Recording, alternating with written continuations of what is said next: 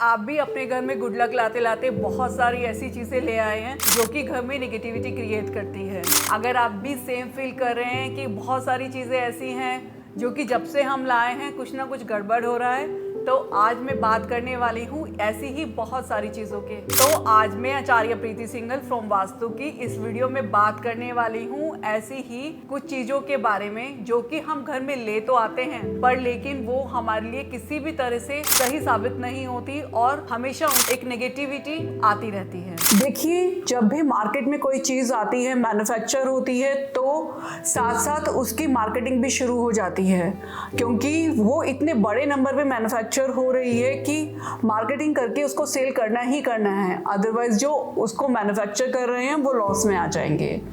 तो वो हम और आप जैसों का बेवकूफ़ बनाकर इस तरह के बहुत सारे सामान हमको बेच देते हैं और हम लाकर उनको इसलिए घर में रख लेते हैं क्योंकि हमसे कहा जाता है कि ये बहुत लकी है,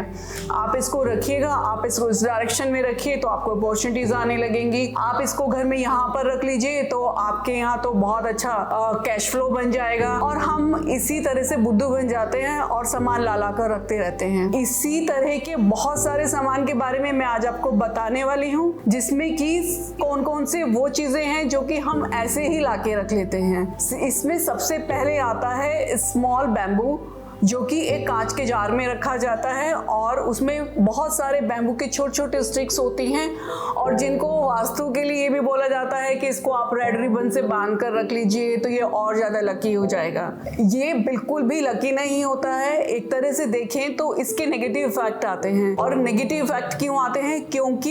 ये ओरिजिनल बैम्बू ट्री से बनाया तो गया है पर इसकी ग्रोथ रोक कर बनाया गया है। अगर आप ओरिजिनल बैम्बू ट्री देखेंगे तो वो बहुत बड़े होते हैं पर यहाँ पर उनकी ग्रोथ से छेड़छाड़ करके उनको बड़े छोटे से एक मिनिएचर के रूप में आपको दिया जाता है। तो ये क्या मैसेज देता है कि आप जिस डायरेक्शन में इसको रखेंगे उसी डायरेक्शन से आपकी ग्रोथ रुक जाएगी क्योंकि आपने किसी चीज की ग्रोथ को रोककर फिर वहां पर अपने घर में उसको रख लिया है, तो उससे वही एनर्जी आएगी जो आपकी ग्रोथ को रोकेगी। बोनसाई भी इसी तरह से बनाई जाती है। किसी भी प्रकार के बड़े बड़े जो पेड़ होते हैं वो आम के, संतरे के, फ्रूट्स भी हो सकते हैं और वो बैनियन ट्री, पीपल, इस तरह के भी पेड़ हो सकते हैं। उनकी ग्रोथ को रोककर उनको छोटा छोटे रूप में मिनिएचर की तरह बनाया जाता है और फिर बड़ा ही फैंसी से एक जार में आपको सेल कर दिया जाता है। इससे भी हमें सेम मैसेज मिलता है कि हमने जब उसकी ग्रोथ रोकी है तो अब वो हमारी ग्रोथ रोकेगा। तो आप इस तरह के बोनसाई प्लांट से बचने की पूरी कोशिश करें और अपने घर में इस तरह के कोई भी प्लांट्स ना लाएं जो कि आपकी ग्रोथ को रोक सके। इसके बाद आता है वो पेंटिंग्स जो कि बहुत ज्यादा दुख देने वाली होती हैं या जिनके जो फीलिंग्स होती हैं वो, तो इसी में दूसरी रेमेडीज होती हैं वो पेंटिंग्स जो कि हमेशा आपको एक सोरो फीलिंग्स देती हैं, जो कि फेसेस की होती हैं और जिन पर अलग अलग जगह कट्स लगे होते हैं या तो फिर वो बहुत रोने वाली सी होती हैं, आंसू बह रहे होते हैं, कहीं पर चोटों के निशान होते हैं और भी बहुत सारी चीजें। इस तरह की पेंटिंग्स को रखने से आपको बचना चाहिए क्योंकि इस तरह की पेंटिंग्स में जैसे कि फीलिंग्स आ रही है वही तरह की एनर्जी वो हमें पास ऑन करते हैं। अब इसमें क्या होता है कि इससे रिलेटेड एक केस स्टडी भी है कि किसी के यहाँ एक जने को कैंसर हो गया था और जब उसका घर वास्तु में देखा गया तो वहां पर पता चला कि उनके यहाँ इसी तरह की एक पेंटिंग नॉर्थ ईस्ट में टंगी हुई थी जिस पर कि इस तरह के कट्स लगे हुए थे और सेम वहीं पर उनको कैंसर हुआ और जब उनका ऑपरेशन हुआ तो उनके भी फेस पर सेम कट्स आए क्योंकि आपने नॉर्थ ईस्ट की डायरेक्शन को ये बताया कि हमको ये चीज चाहिए और आपके घर ने वो चीज आपके लिए मैनिफेस्ट कर दी। इसी तरह से आपको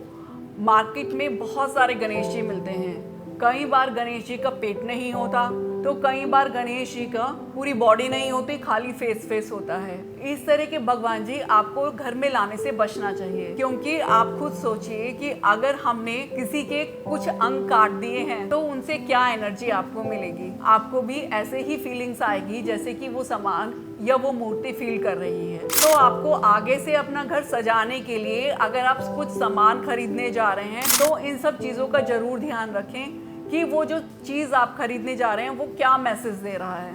और उसको जब आप अपने घर में रखेंगे तो तब उसका क्या मैसेज आएगा। अगर आप भी अपनी डेली रूटीन में इस तरह से सोचने लगेंगे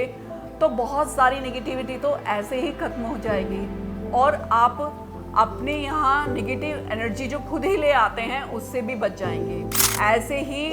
और भी बहुत सारे वास्तु टिप्स के लिए मेरे चैनल को सब्सक्राइब करना बिल्कुल मत भूलिएगा। मैं फिर मिलूंगी आपसे कुछ नए वास्तु टिप्स के साथ।